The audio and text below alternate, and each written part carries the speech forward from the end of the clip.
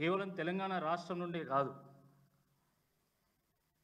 తెలంగాణతో పాటు ఆంధ్రప్రదేశ్ తదితర రాష్ట్రాల నుండి ప్రతిరోజు వేలాది మంది భక్తులు దర్శించుకునేటువంటి గొప్ప దైవక్షేత్రము వేములవాడ రాజరాజేశ్వర దైవక్షేత్రము.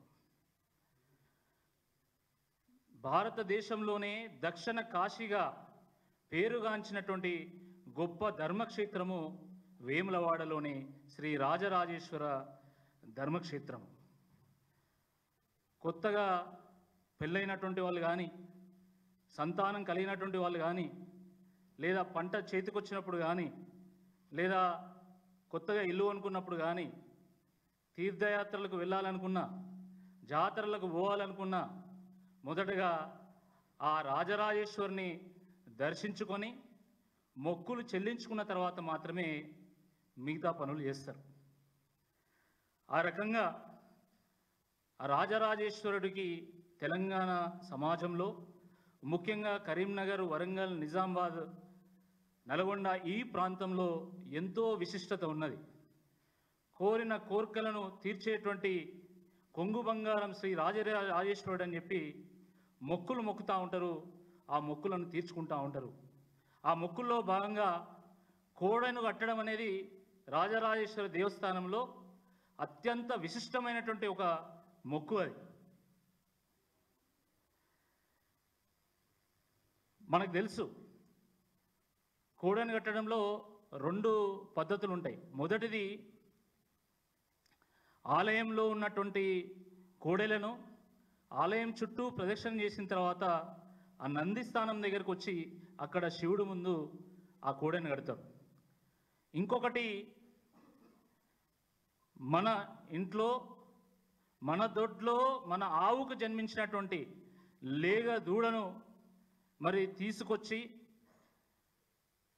తులసూరు కొడుకు పుట్టినా కానీ, లేదా కొడుకుకో బిడ్డకో పెళ్ళైతే ఆ జంటతో పాటు కోడెను కూడా తీసుకొచ్చి కడతామని మొక్కుకొని ఆ కోడెను తీసుకొచ్చి ఆ పరమేశ్వరుడికి అప్పచెప్తారు. నిత్యము ఉదయం నుండి రాత్రి వరకు భక్తులకు దర్శన భాగ్యం కలిగించి, భక్తుల కోరికలు విన్న తర్వాత తిరిగి ఆ పరమేశ్వరుని కైలాసానికి తీసుకెళ్లేది నందీశ్వరుడు. అందుకనే నంది అంటే శివుడికి అత్యంత పూర్వకమైనటువంటి వాహనం. నంది అత్యంత ఆత్మీయమైనటువంటిది. దానికి అందుకనే అత్యంత ప్రత్యేకమైనటువంటి ఒక స్థానం ఉంటుంది. ఏ దేవాలయానికి వెళ్ళినా కూడా శివుడు ముందు నంది ఉంటాడు. మరి అటువంటి నందికి చాలా విశిష్టత ఉంది, చాలా గొప్ప స్థానం ఉంది. భారత సంస్కృతిలో, హైందవ సంస్కృతిలో చాలా ప్రత్యేకమైనటువంటి ఒక స్థానం ఉంది, ప్రముఖమైనటువంటి ఒక స్థానం ఉంది. మీ అందరికీ తెలుసు. 10 ఏళ్ల క్రితం వరకు రైతులు ఫ్యామిలీ ఫోటో తీసుకుంటే అలా ఆవులతో పాటు లేగదూడలు కూడా ఉండేటి. రైతులు జోడెడ్లతోని ఫోటో తీసుకొని ఫ్రేమ్ కట్టించుకొని ఇంట్లో పెట్టుకుంటారు. సంక్రాంతి వస్తే ఎడ్లను ఏ విధంగా మనం మంచిగా కడిగి రంగులద్ది ఏ విధంగా పూజించి మనం ఇంటికి తీసుకొస్తామో కూడా మనకు తెలుసు. మరి అలాంటి ఆ కోడెలను దేవాదాయ శాఖ మంత్రి కొండ సురేఖ గారు తన అనుచరులు వాటిని సొమ్ము చేసుకోవడానికి ఆ కోడెలను కబేలాలకు తరలించడము, కటికోళ్లకు అమ్ముకోవడము చాలా దుర్మార్గం, ఘోరమైనటువంటి అపచారం. ఇది నందీశ్వరుడికి జరిగినటువంటి ఘోరమైనటువంటి అపచారము. కొండ సురేఖ వారి అనుచరులు చేసినటువంటి ఘోరమైనటువంటి తప్పిదము, స్వయంగా ఆ పరమేశ్వరుడికి జరిగినటువంటి గొప్ప అవమానం ఇది. ఓరుగల్లు ఒక శైవ క్షేత్రము, ఒక ఆధ్యాత్మిక క్షేత్రము, ఒక కళా రాజధాని, ఒక సాంస్కృతిక రాజధాని. శివభక్తులైనటువంటి కాకతీయులకు 400 సంవత్సరాల పాటు రాజధానిగా విరాజిల్లినటువంటి ఒక ప్రాంతం ఓరుగల్లు. అలాంటి ఓరుగల్లుకు మంచి పేరు తీసుకురావాల్సినటువంటి ఓరుగల్లు ఆడబిడ్డ ఈరోజు వేములవాడ రాజన్న కోడలను తీసుకొచ్చి కబేలాలకు అప్పగించడము, కటికోళ్ళకు అమ్ముకోవడము చాలా దుర్మార్గం. ఇది దేవాదాయ శాఖ మంత్రిగా దేవాలయ ఆస్తులకు, దేవాలయ సంపదకు ధర్మకర్తగా ఉండాల్సినటువంటి మంత్రి గారే ఈరోజు దొంగలకు సద్దులు మోస్తూ ఈరోజు ధర్మాన్ని అవహేళన చేస్తున్నారు. ఇది వాస్తవం కాదా అని నేను ప్రశ్నిస్తా ఉన్నాను. ఏసీ ధర్మాన్ని అవహేళన చేయడమే. దేవుడికి అప్పగించినటువంటి కోడలను తీసుకొచ్చి మీరు ఏ రకంగా కబేలాలో పంపుతారు, ఏ రకంగా సొమ్ము చేసుకుంటారు? స్వయంగా కొండా సురేఖ గారు మంత్రి హోదాలో ఈ రాజరాజేశ్వర సొసైటీ అనే ఈ సంస్థకి రికమెండేషన్ చేసి 60 కోడలను ఆమె వేములవాడ నుంచి ఈ కబేలాలకు పంపించేటువంటి దొంగలకు అప్పచెప్పడం జరిగింది. ఇంతకంటే దుర్మార్గం ఇంకోటి ఉంటుందా? ఆమె దేవాదాయ శాఖ మంత్రిగా ఉండి ఇన్స్టాగ్రామ్లో లైవ్ పెట్టి ఎవరెక్కువ డ్యాన్స్ చేస్తే వాళ్ళకి అంత బీరు, అంత బిర్యానీ అని గొప్ప గొప్ప పదాలు, ధర్మపూరితమైనటువంటి పదాలు వాడుతున్నారు. అలాంటి వాళ్ళు మనకు దేవాదాయ శాఖ మంత్రి ఉన్నారు. నువ్వు మా వరంగల్కు మంచి చేయకపోయినా పర్లేదు, కానీ మా వరంగల్ అని చెప్పి ఇజ్జత్ తీయకని చెప్పి ఈ సందర్భంగా నేను విజ్ఞప్తి చేస్తున్నా మంత్రి గారికి. కాంగ్రెస్ ప్రభుత్వం వచ్చిన దగ్గర నుండి రాష్ట్ర వ్యాప్తంగా కొండా సురేఖ గారు వరంగల్ పరువు తీస్తున్నారు, ఇజ్జత్ తీస్తున్నారు. మీరు ఎక్కడికి పోతే అక్కడ ఈ కొండా సురేఖ గారు మీ వరంగలేనట కదా, మీ వరంగల్లోనే గెలిచిందట కదా. ఆమె దేవాదాయ శాఖ మంత్రిగా ఉండి బీర్ల గురించి మాట్లాడుతుంది, ఇన్స్టాగ్రామ్లో బిర్యానీ గురించి మాట్లాడుతుంది, ఇప్పుడు ఏకంగా కోడల్నే అమ్ముకుంటానని చెప్పి మాతో అంటున్నారు.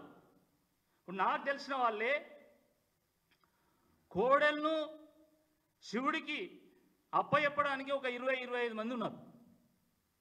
కానుకగా చెల్లించడానికి, ఆ పరమశివుడికి సమర్పించడానికి 20-25 మంది ఉన్నారు.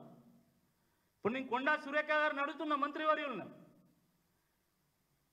మరి ఆ కోడల్ని తీసుకొచ్చి వరంగల్లో మీ దొడ్లగట్టే అన్నా లేకపోతే వేములవాడలో చెల్లించాలా చెప్పండి. ఎందుకంటే కోడల్ని వేములవాడలో అప్పచెప్తే అవి కొండా సురేఖకు చెందుతాయి అని చెప్పి ఈరోజు మాట్లాడుకుంటున్నాం. వేములవాడలో అప్పచెప్పేటువంటి కోడలు కొండా సురేఖకు చెందుతున్నాయి కాబట్టి మీ దొడ్ల కట్టేస్తే అయిపోతుంది కదా, మరి అక్కడ దానికి ఎందుకు? ఇది చాలా దుర్మార్గము. ఈరోజు గ్రామీణ ప్రజల్లో అనేక అనుమానాలు, అపోహలు కలుగుతున్నాయి. మీకు తెలుసు మన దొడ్లో మన ఆవుకు జన్మించినటువంటి లేగ దూడకు ఎంత ప్రాధాన్యత ఉంటుంది, ఎంత ప్రేమపూర్వకంగా మనం పెంచుకుంటాం. మన సొంత పిల్లలను పెంచుకున్నట్టు లేగ దూడలను పెంచుకుంటాం. కానీ సమర్పించేది ఆ పరమేశ్వరుడికే కదా అని చెప్పి ఎంతో భక్తి శ్రద్ధలతోని ఆ కోడెను పూజించి ఇంట్లో నుండి వేములవాడకి తీసుకెళ్ళి అక్కడ మనం సమర్పిస్తాం. సమర్పించినటువంటి ఆ కోడె కబీలాలకు పోతుంటే భక్తులు కన్నీరు పెడుతున్నారు. ఈ పాపం ఊరికే పోదు. కొండా సురేఖ గారు చేసినటువంటి పాపం కాశీకి పోయినా పోదు. ఎందుకంటే అది నందీశ్వరుడు జరిగినటువంటి అపచారము, అది మొత్తం ఆ పరమేశ్వరుడికి, ఆదిదేవుడికి, ఆ మహాదేవుడికి జరిగినటువంటి అవమానం. కాబట్టి ఎట్టి పరిస్థితుల్లో ఆ పాపం పోదని చెప్పి ఈ సందర్భంగా నేను గుర్తు చేస్తా ఉన్నాను. ఒక బాధ్యతాయుతమైనటువంటి ఒక మంత్రి స్థానంలో ఉండి దీనికి ఇప్పటివరకు ఆమె సమాధానం చెప్పలే. ఆ దేవాలయ అధికారులు మరి భయపడా, భక్తితోనా, భయంతోనా ఏందో మాకు తెలియదు, కానీ వాళ్ళు కూడా సమాధానం చెప్పరు. కొన్ని వాళ్ళ అనుచరులు తీసుకొచ్చి ఇక్కడ అప్పచెప్పిళ్ళు, ఇంకా కొన్ని కనబడతలేవని చెప్పేసి పేపర్ స్టేట్మెంట్లు ఇస్తా ఉన్నారు. ఎంత దుర్మార్గం ఇది! కాబట్టి ఈరోజు బీఆర్ఎస్ పార్టీ ఈ రాష్ట్రంలో ఉన్నటువంటి అనేక పుణ్యక్షేత్రాలను అత్యద్భుతంగా తీర్చిదిద్దినటువంటి ఒక పార్టీగా ఈ వేములవాడలో జరిగినటువంటి, వేములవాడ రాజన్న కోడలకు జరిగినటువంటి ఏ అపచారాన్ని సిట్టింగ్ జడ్జితోనే విచారించాలని చెప్పి డిమాండ్ చేస్తా ఉన్నాము. వెంటనే మంత్రి గారిని బర్తరఫ్ చేయాలి, లేదా బాధ్యతగా తీసుకొని దేవాదాయ శాఖ మంత్రి పదవికి ఆమె రాజీనామా చేయాలి. ఎవరెవరైతే దీనికి కారణమైందో, ఎవరెవరైతే కల్ప్రిట్స్ ఉన్నారో, ఎవరెవరైతే బాధ్యులు కాబడతారో వాళ్ళ మీద పీడీ యాక్ట్ పెట్టి కఠినంగా వాళ్ళని శిక్షించాల్సిందిగా ఈ సందర్భంగా మేము డిమాండ్ చేస్తా ఉన్నాము. కేవలం ఇదే కాదు, ఒక పత్రికలో వచ్చింది కాంగ్రెస్ సభకు రాజన్న సొమ్ము. కాంగ్రెస్ వాళ్ళు విజయోత్సవ సభ పెడితే శ్రీ వేములవాడ రాజరాజేశ్వరి యొక్క సొమ్మును 2 కోట్ల రూపాయలను ఆ సభకు వాడింది. ఆ సభలో వేసేటువంటి షామియానకు, సౌండ్ సిస్టమ్స్కు, వాటికి చైర్లకే కాదు, హైదరాబాద్ నుంచి వచ్చినటువంటి విఐపీలకు, వివిఐపీలకు, హైదరాబాద్లో ఉన్నటువంటి స్టార్ హోటల్ నుంచి బిర్యానీలు, నాన్ వెజ్ ఐటమ్లు అవి రాజేశ్వరి యొక్క సొమ్ముతోనే తీసుకొచ్చి ఆ సభను నిర్వహిస్తారు. ఇంత ఘోరమా? అసలు రాజరాజేశ్వరుడికి మీ కాంగ్రెస్ పార్టీ విజయోత్సవ సభకు ఏం సంబంధం అని నేను అడుగుతున్నా. ప్రజల సొమ్ముకు మీరు ధర్మకర్తలు ఉండాలి. కనీసం దేవుని సొమ్ము కన్నా ధర్మకర్తలు ఉండరా? దేవుని సొమ్ము కూడా రాజేస్తారా? దేవుని మీద ఒట్లు, దేవుని సంపదకు తూట్లు. ఇది కాంగ్రెస్ పార్టీ విధానం. మీరు చూసినట్లు దేవుని మీద ఒట్టేస్తే ఏం జరిగిందో, సమ్మక్క సారలమ్మల మీద రేవంత్ రెడ్డి గారు ఒట్టు వేసి మాట తప్పిన కారణంగా అక్కడ లక్షలాది చెట్లు ములుగులో నేల కొరిగినాయి, ములుగులో భూకంపం వచ్చింది. ఈరోజు స్వయంగా వేములవాడ రాజరాజేశ్వర స్వామి యొక్క కోడలను మీరు కబైలాలకు పంపిళ్ళు, కటికోళ్ళకు అమ్మిళ్ళు, కఠినంగా వాటిని హింసించిళ్ళు. రేపు జరిగే నష్టానికి ఎవరు కారణం? స్వయంగా రాజరాజేశ్వరుని సొమ్మును మీ రాజకీయ సభలకు వాడుకున్నారు. దానికి జరిగేటువంటి నష్టానికి ఎవరు కారణం అని చెప్పి ఈ సందర్భంగా బీఆర్ఎస్ పార్టీ ప్రశ్నిస్తూ ఉన్నది. ధర్మబద్ధంగా నడుచుకోండి. ప్రజలు మీకు మ్యాండేట్ ఇచ్చిళ్ళు, ప్రజలు మీకు అధికారాన్ని ఇచ్చిళ్ళు. ఆ అధికారాన్ని ప్రజల కోసం వినియోగించండి, ప్రజల సొమ్ముకు ధర్మకర్తలుగా ఉండండి, దేవుని సొమ్ము కాపాడండి. కానీ ఈరోజు దేవుని సొమ్ముకు కూడా దొంగలు పడ్డట్టుగా స్వయంగా మంత్రులే దొంగతనం చేస్తుంటే తప్పకుండా బీఆర్ఎస్ పార్టీ తెలంగాణ ప్రజలు కన్నెర చేస్తారని చెప్పి ఈ సందర్భంగా హెచ్చరిస్తా ఉన్నాం. కాబట్టి ఈ ప్రెస్ మీట్ విన్న తర్వాతనైనా, ఎందుకంటే స్వయంగా అన్ని పత్రికలు, ఈనాడు, సాక్షి, ఆంధ్రజ్యోతి, నమస్తే తెలంగాణ, అన్ని పత్రికలలో వచ్చింది రాజన్న కోడలను కబేలాలకు పంపిల్లని.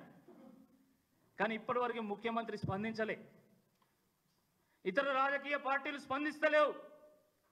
ఎందుకు స్పందిస్తలేవు అని చెప్పి ఈ సందర్భంగా నేను అడుగుతా ఉన్నా. ఆ రోజు తెలంగాణ ఉద్యమంలో సైతం గజ్జలు గజ్జలు ఓ రాజన్న, గజ్జలో గజ్జలో రాజన్న అని చెప్పి రాజేశ్వరుడి యొక్క శక్తిని ఆవాహన చేసుకోవడానికి మనం ఆ రాజేశ్వరిని స్మరించుకున్నాం. రాతి కొండల్లో ఉన్నటువంటి పరమశివుడా అని చెప్పి ఆ రాజేశ్వరిని కొలిచినాం. అటువంటి శక్తివంతమైనటువంటి మన శివుడికి అపచారం జరిగినందుకు ఇప్పటికైనా స్వయంగా ముఖ్యమంత్రి గారే బాధ్యత తీసుకొని వారే స్పందించాల్సిందిగా, మరి బాధ్యుల పైన కఠినంగా మరి శిక్ష వేయాల్సిందిగా ఈ సందర్భంగా మేము డిమాండ్ చేస్తున్నాం. ఆ రాజరాజేశ్వరుడికి, హైందవ సమాజానికి కూడా వారు క్షమాపణ చెప్పాల్సిందిగా ఈ సందర్భంగా మేము డిమాండ్ చేస్తున్నాం.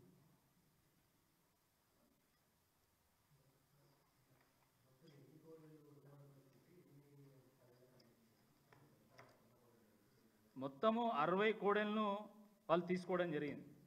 రైతుల పేరు చెప్పి వాళ్ళు తీసుకున్నారని చెప్పి వరంగల్ సంబంధించి ఒక ఆయన పోయి పోలీస్ స్టేషన్లో కేసు పెట్టండి, ఎఫ్ఐఆర్ అయింది. ఇప్పుడు అది ఎఫ్ఐఆర్ అయింది. 60 కోడల్ని తీసుకపోతే 20 ఆల్రెడీ దేవాలయానికి ఇచ్చామని చెప్తున్నారు, కొన్ని ఉన్నాయని చెప్పిండ్రు. పోలీసులు పోతే కొన్నిటి జాడ దొరకలేదు. స్వయంగా ఆ నిందితుడు ఎవరైతున్నారో ఆయనే ఒప్పుకున్నాడని సమాచారం ఉంది. మరి ఆయన మీద ఏం శిక్ష వేసిండ్రు? ఆయనకు రికమెండేషన్ చేసినటువంటి మంత్రి గారికి ఏం శిక్ష ఇస్తున్నారు?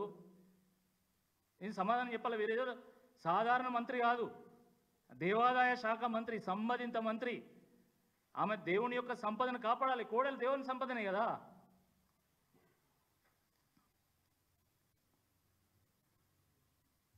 Thank you.